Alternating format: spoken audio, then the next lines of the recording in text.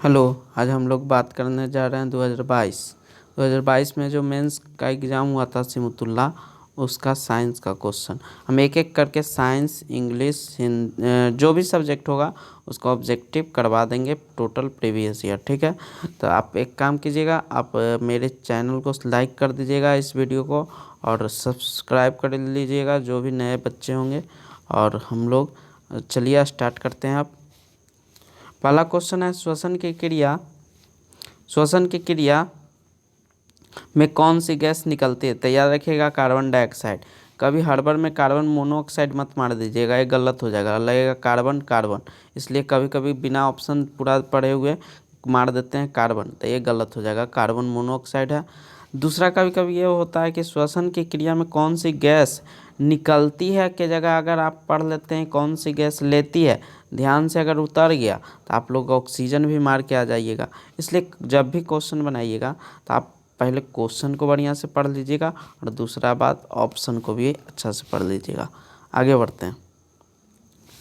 कड़ा नलकूप साधन जो होता है किसके लिए यूज किया जाता है? तो याद रखिएगा खेतों की सिंचाई के लिए नलकूप व्यवस्था का प्रयोग किया जाता है। हम एक और बताए थे पाइन, जो भी प्रीवियस क्वेश्चन पूछ चुका है। पाइन या पाइन लिखा रहता है, तो बताइए पाइन का भी यूज किस लिए किया जाता था? सिंचाई के लिए। आगे कह रहा है अचार एवं मुरब्बा को लंबे समय तक सुरक्षित रखने के लिए क्या किया जाना चाहिए? तो याद रखिएगा पानी उसका मात्रा कम कर दीजिए। जैसे मान के चलिए एक भींगा हुआ चना, एक सूखा हुआ चना। तो सूखा हुआ चना बहुत दिन तक सुरक्षित रहता है और भींगा हुआ चना कुछ दिन के बाद ख़राब होने लगता है। रीज़न ये है कि भींगा हुआ चना में पानी की मात्रा बहुत ज़्यादा होता है, जबकि सूखे चने में 0% लगभग पानी होता है, यानी पानी न के बराबर होता है, जिसके कारण इसको ज़्यादा दिन तक आसानी से रख सकते हैं जबकि इसको नहीं रख सकते हैं। ठीक, यानी कि इसका राइट आंसर हो जाएगा पानी का अंश निकाल देना, या ऑप्शन में अगर नहीं रहेगा तो एक ऑप्शन बनाएगा सूखा देना, यानी सुखा देना के मतलब हो गया कि उसमें पानी का मात्रा 0 कर दिया जाएगा। आगे बढ़ते हैं। कह रहा है कि पागल कुत्ते के काटने से कौन सी बीमारी होती है? तो याद रखिएगा रेबीज। इसी को हाइड्रोफोबिया कहते हैं। क्या कहते हैं? हाइड्रोफोबिया।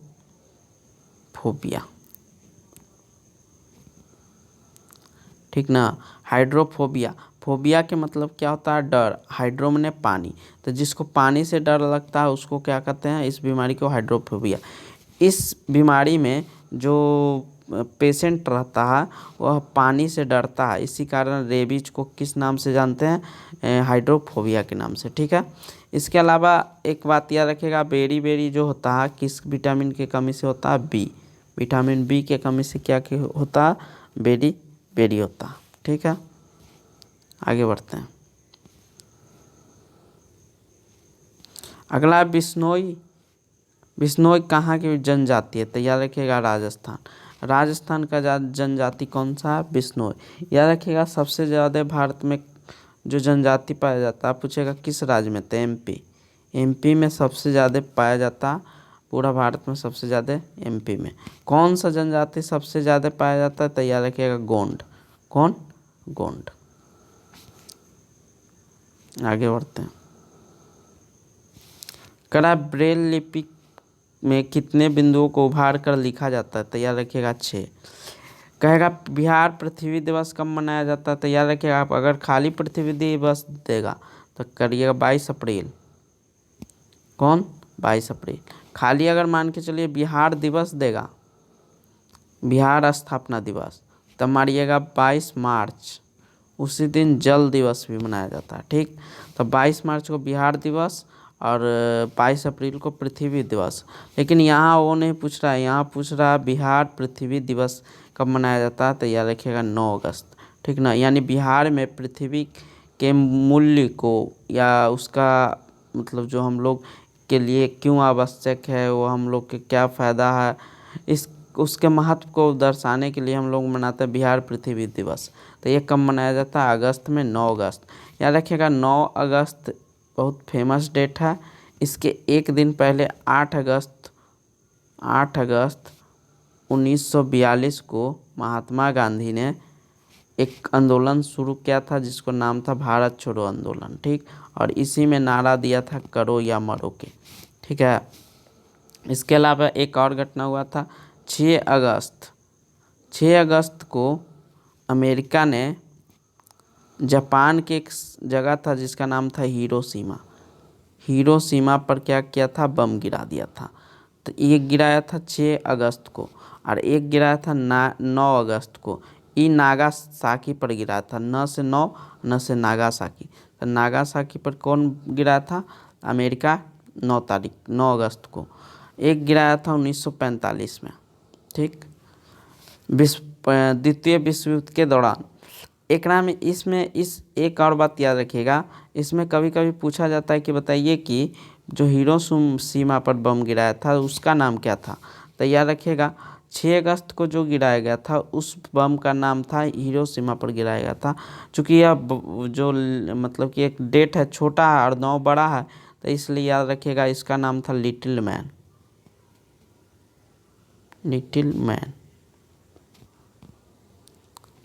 ऐसा इसका नाम था fat man, sorry little man नहीं, लिटिल बॉय।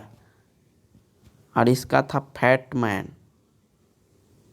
तो एक था 9 अगस्त को फैट मैन और लिटिल डेट है इसलिए लिटिल बॉय। 6 अगस्त को और 9 अगस्त को फैट मैन।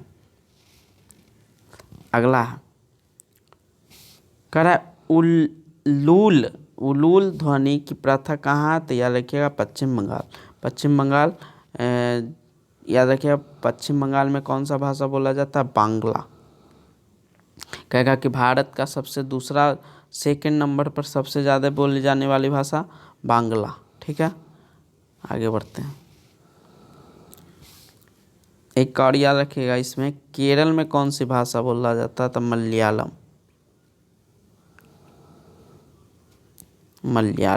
मलयालम कहाँ की भाषा है, तो केरल की। चलिए आगे बढ़ते हैं।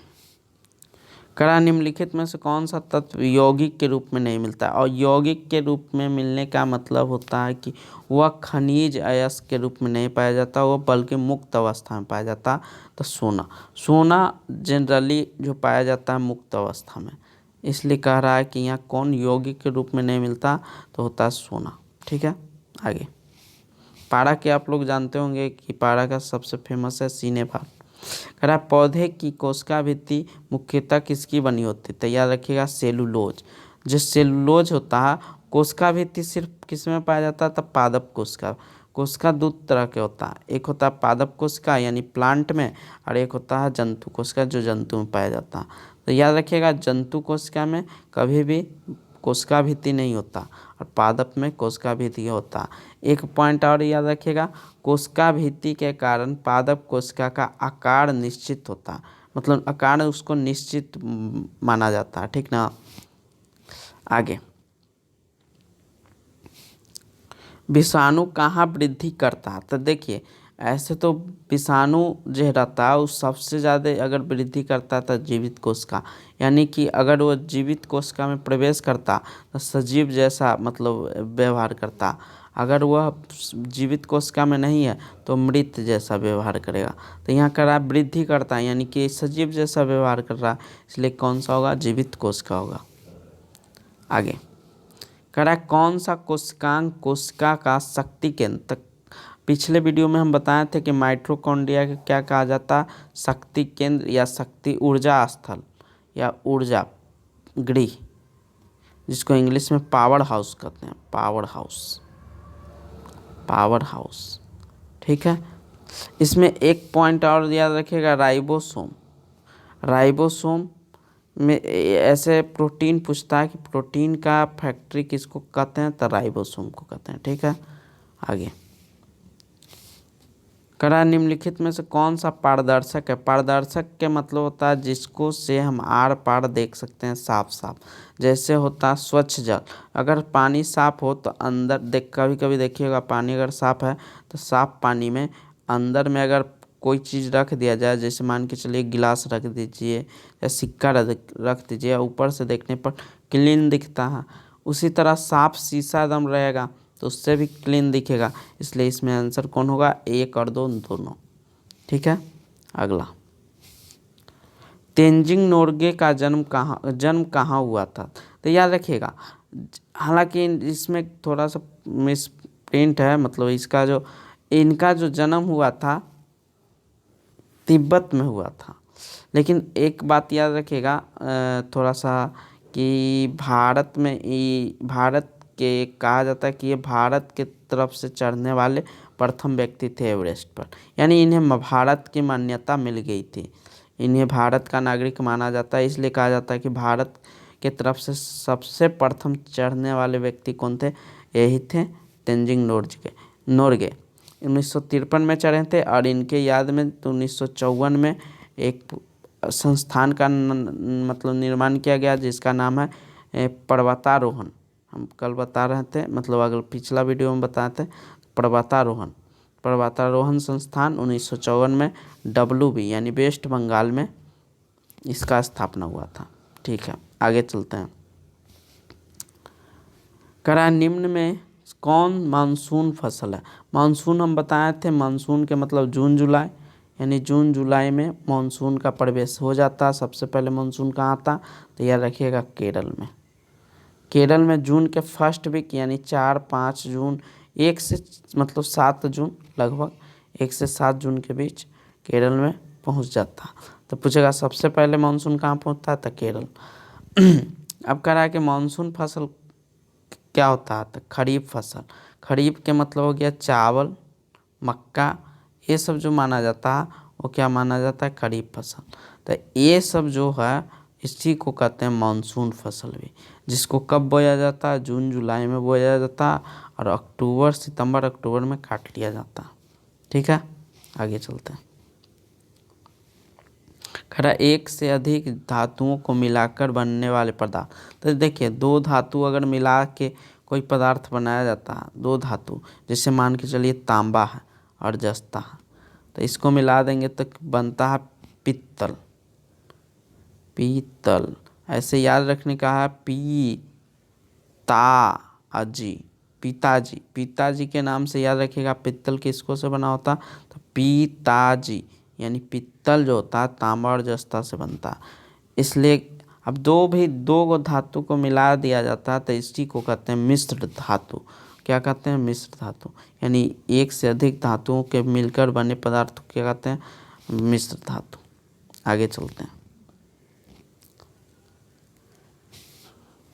चला चुंबक किस धातु या धातुओं को आकर्षित करता? तो याद रखिएगा, ऐसे तो करता है, हम लोग जनरली जानते हैं लोहा, लेकिन इसको साथ एक याद रखिएगा कोबाल्ट एगो निकेल। तो इसलिए इसका ट्रिक होता है फेकोनी को कौन आकर्षित करता है? चुंबक। ठीक, यानी इसको चुंबकीय पदार्थ के नाम से जाना जाता है। किसको? Fe यानी लोहा, CO से कोबाल्ट, Na से निकेल, फेकोनी। आगे अब है गाइड को सिरदार मतलब होता है जो पर्वत पर चढ़ता है, पर्वत पर चढ़ने वाला को कहते हैं गाइड। तो उसका मतलब कि बताता है चढ़ने की ट्रेनिंग, ये सब, तो इसी को कहते हैं गाइड, यानी कि हेड रहता है जो। तो ये कहाँ कहा जाता है? तो याद रखिएगा दार्जिलिंग, जो W यानी पश्चिम बंगाल में पड़ता है दार्जिलिंग। ठीक है, आगे करा तीस्ता किस राज्य की मुख्य नदी है? तो एक याद रखिएगा, तीस्ता किस नदी का मुख्य मतलब कि सहायक नदी है? ये है ब्रह्मपुत्र की सहायक नदी कौन है? तीस्ता। और ये कहाँ बहता है? सिक्किम। ठीक ना, आगे ठेला गाड़ी को चलाना किस प्रकार आसान होगा? तो याद रखिएगा खींच कर, क्या करके? खींच के। जैसे मान के चलिए ठेला है, तो ठेला को आगे में खींच के चलाना इजी होता। ठीक, आगे कह रहा शुद्ध जल का pH मान। हम पिछले वीडियो में बताए थे कि अगर अम्ल का पूछेगा तो 7 से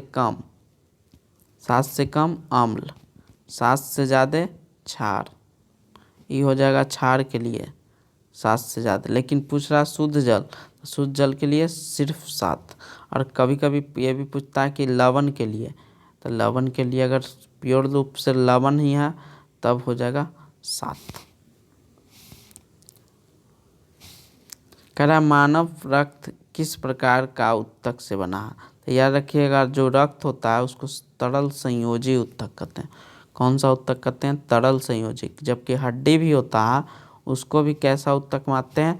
संयोजिक सिर्फ, चूँकि तरल नहीं है इसलिए इसको सिर्फ संयोजी उत्तक मानते हैं। ठीक, इसके अलावा याद रखिएगा एक हृदय पेशी उत्तक भी होता है जिससे हृदय का निर्माण होता है। ठीक, आगे बढ़ते हैं। कह रहा है कोशिका सिद्धांत किसने दिया? तो देखिए याद रखिएगा कोशिका का सिद्धांत दिया था स्लाइडेन एवं स्वान, दो वैज्ञानिक था जिसने। लेकिन याद रखिएगा जो कोशिका का खोज किया था उस किसने किया था? वो किया था रॉबर्ट हुक ने। रॉबर्ट हुक ने सबसे पहले जो खोज किया था वो मृत कोशिका का खोज किया था। और ये एक कॉर्क होता है उसमें पाया था मृत कोशिका को। ठीक ना, और उससे इसने खोज किया था कोशिका की। जबकि कभी कभी क्वेश्चन पूछा जाता है कि जीवित कोशिका का खोज कौन किया था? तो ल्यूमेनहॉक। कौन? ल्यूमेनहॉक जो था वो जीवित कोशिका की खोज किया था। जबकि रॉबर्ट हुक था मृत, और स्लाइडेन और स्वान क्या किए थे? तो कोशिका सिद्धांत के बारे में बताए थे। आगे, ध्वनि का मात्रक क्या है? तो ध्वनि का बोल रहे थे ध्वनि का मात्रक ऐसे डेसिबल होता है, यहाँ थोड़ा गलती दिया डेसिबल। अगर यहाँ रहता ध्वनि के तीव्रता का मात्रक क्या होता है? डेसिबल। अगर ध्वनि के तरंग के रहता यानी तरंग या ध्वनि की आवृत्ति ऐसे करके रहता क्वेश्चन, ध्वनि के आवृत्ति का मात्रक या ध्वनि तरंग के आवृत्ति का मात्रक, तब यहाँ पर हर्ट्ज होता। ठीक ना, ऐसे हर्ट्ज नहीं होता। क्वेश्चन थोड़ा मिसप्रिंट है। अगला सौर पट्टिका का स्रोत है। तो सौर पट्टिका यानी सौर सेल ताप ऊर्जा को मतलब लेता है, उसके बाद उसको मतलब कि क्या बोलता है, सिलिकॉन पर जब पड़ता है तो वहाँ से इलेक्ट्रॉन रहता है छोटा छोटा। याद आपको पता होगा था कि किसी भी परमाणु के अंदर तीन चीज़ होता है, बीच में होता है ये प्रोटॉन और न्यूट्रॉन, और चारों तरफ घूमते रहता है इलेक्ट्रॉन। तो इसमें क्या होता है कि जब सूर्य का प्रकाश रहता है तो एनर्जी के कारण इसका जो मुक्त इलेक्ट्रॉन है वो निकलकर संचरण करने लगता है, जिसके कारण उसमें धारा प्रवाहित होता है। ये आपको आगे की क्लास में पढ़ना रहता है, इसलिए आपको डायरेक्ट याद रखना सौर पट्टिका किसका स्रोत माना जाता है? ताप ऊर्जा का।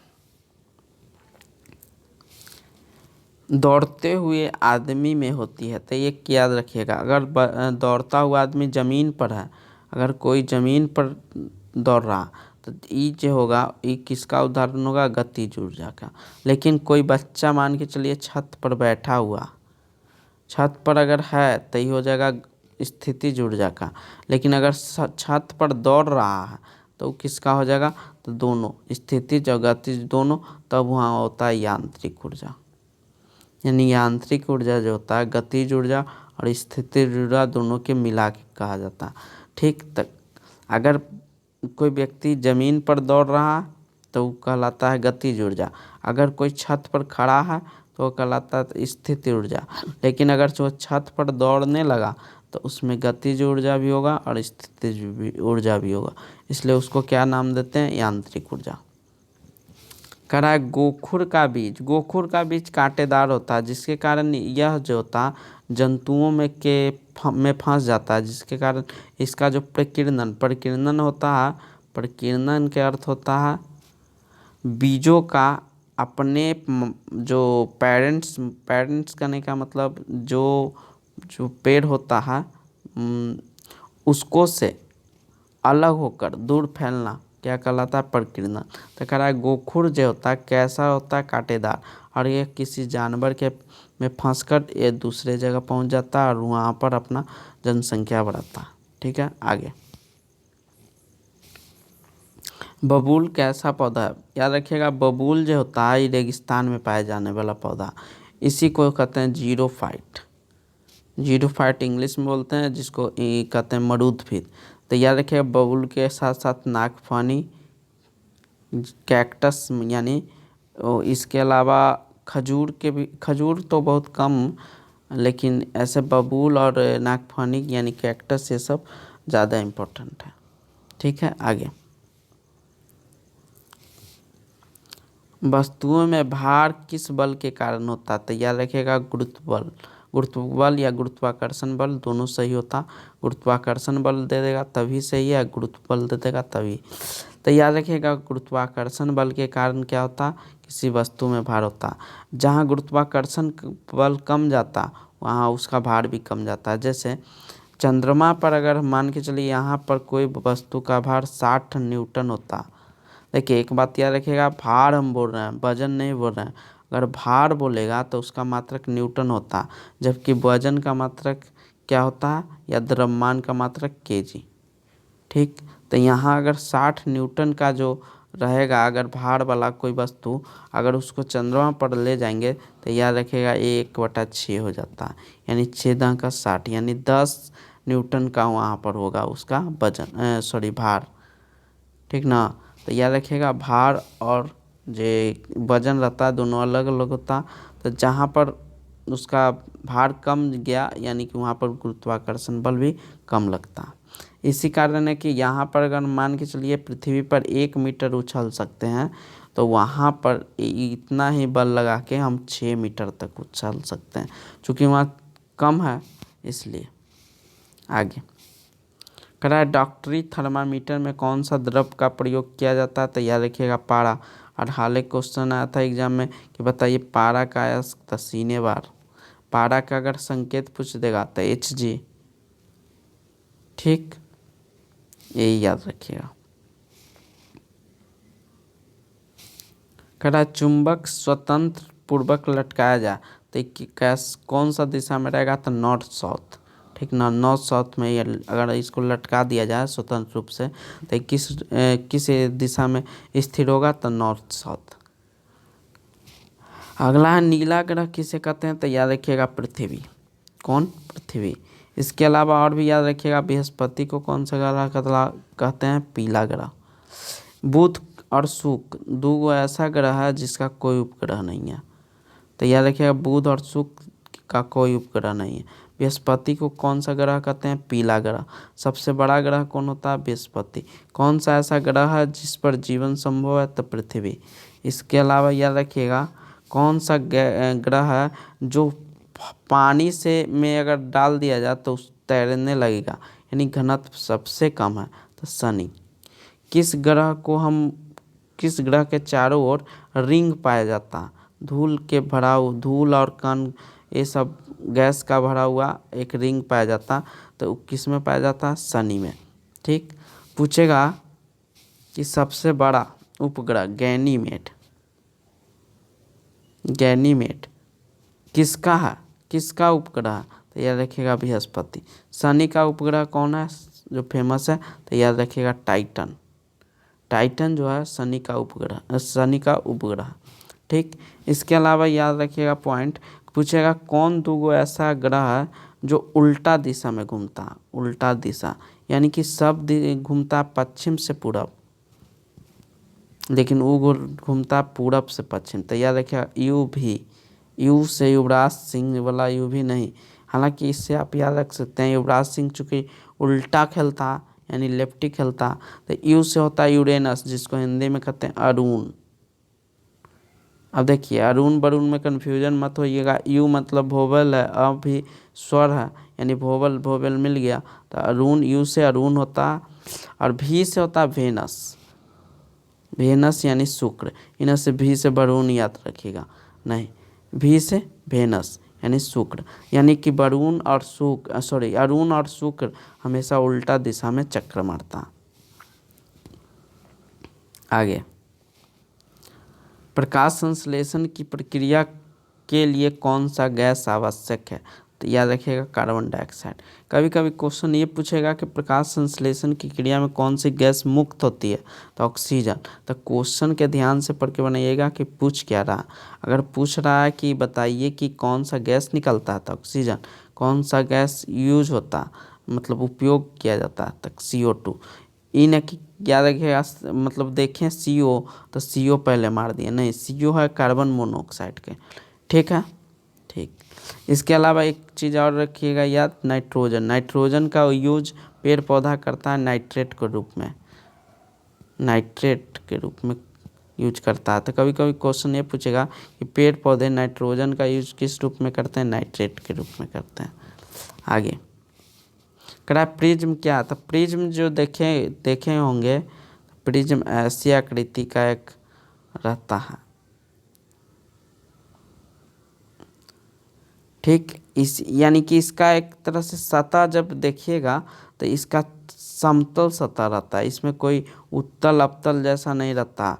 तो और अपवर्तक के मतलब हो गया कि अगर मान के चलिए ये सतह इधर से लाइट गया तो ये अगर ये मोड़ने का काम करता है। हालांकि इसका अपवर्तक सतह तो होता है, लेकिन ये ऑप्शन नहीं होगा। कौन सा ऑप्शन होगा, कांच का समतल सतह माना जाता है, ठीक ना। आगे डेंगू बीमारी कौन सी मच्छर के कारण होता है, तो एडिज, डेडिज। तो याद रखिएगा डैडी से डेडिज। तो डेंगू किससे होता है, एडिज से। एक याद रखिएगा क्यूलेक्स जो होता है, क्यूलेक्स कौन सी होता है, फ्लेरिया। तो ऐसे भी याद रहेगा क्ले यानी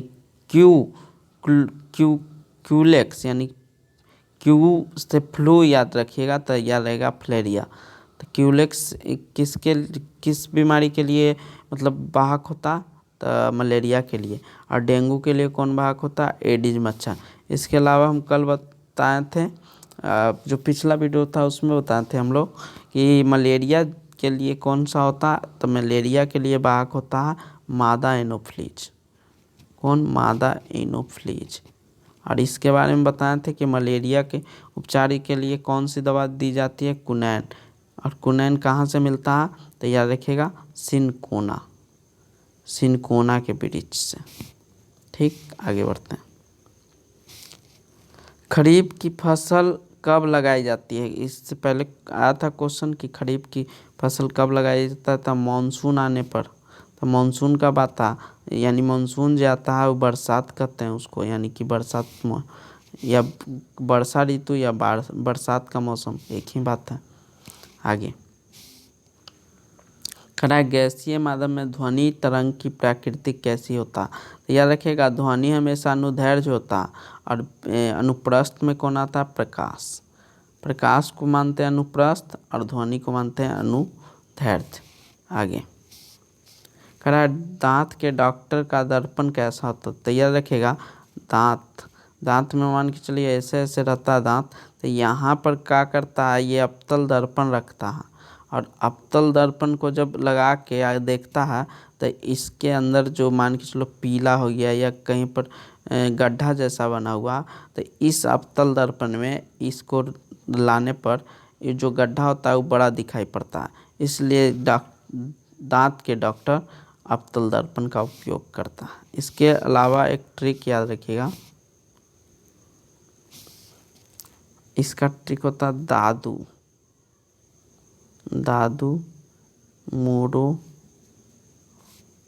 मोड़ो सुटाएं। दा से दाढ़ी बनाने में, दू से दूरबीन में, मो से मोटर गाड़ी के हेडलाइट में, रो से रोगियों के आँख कान नाक देखने में, सोटाएं से सोलर कुकर, टॉर्च से टॉर्च, ये ऐसे ही हैं, ठीक है। तो दादू मोड़ो सोटाएं, ये ट्रिक याद रखिएगा। फिर से बताते हैं, दा से हो गया दाढ़ी बनाने में, दू से हो गया दूरबीन में, मो से हो गया मोटर गाड़ियों के हेडलाइट हम बोल रहे हैं, ध्यान दीजिएगा हेडलाइट, ना कि बोल रहे हैं साइड मिरर, ठीक ना। साइड मिरर में किसका होता है, उत्तल का। और फिर रो से रोगियों की आँख नाक गला ये सब चेक करने के लिए।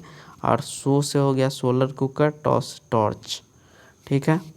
आगे एक बात याद रखिएगा, अवतल दर्पण का उपयोग किस दृष्टि दोष के में करते हैं, तो याद रखिएगा दू, यानी दूर दृष्टि में कौन करते हैं, उत्तल, और निकट दृष्टि में अवतल।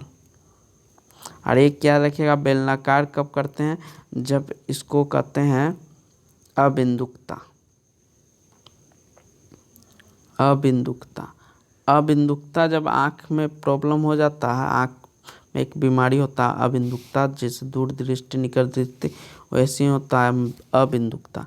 जब अबिंदुकता हो जाता है तो वहाँ पर कौन सा लेंस यूज किया जाता है, बेलनाकार लेंस। ठीक, आगे बढ़ते हैं।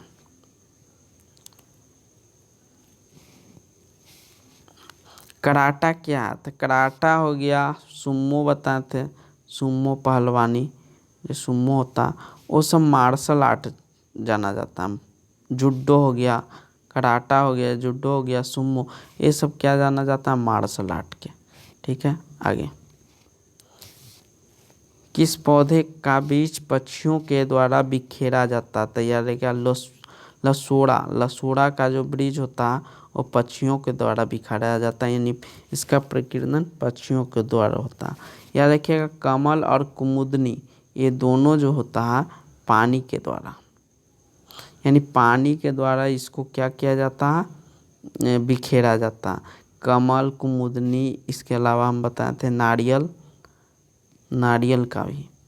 ठीक है, तो देखिए हम लोग इस वीडियो में लगभग हम 2 साल, अभी 2 साल का, यानी कि 2021 और 2022 2 साल का हम लोग मेंस का पेपर का साइंस हम देख चुके हैं। आने वाला वीडियो में हम लोग जितना भी 4 गो और बचा हुआ 2017 से लेके सारा सोल्व कर देंगे। इसके अलावा जब ये ख़त्म हो जाएगा तो SST का ले आएंगे, इंग्लिश का ले लेंगे, यानी धीरे धीरे सारा टॉपिक आपके एग्ज़ाम से पहले हो जाएगा। ठीक ना, एग्ज़ाम में अभी 1 मंथ लगभग है, तो 1 मंथ 40 दिन के आसपास टाइम है, इसलिए आप लोग बढ़िया से मेहनत कीजिए और मेरे वीडियो को लाइक कर दीजिएगा अगर आपको अच्छा लगेगा कि हाँ ऐसा कंटेंट और देना चाहिए, कमेंट में लिखिएगा तो और हम बना देंगे। ठीक है, थैंक यू, जय हिंद।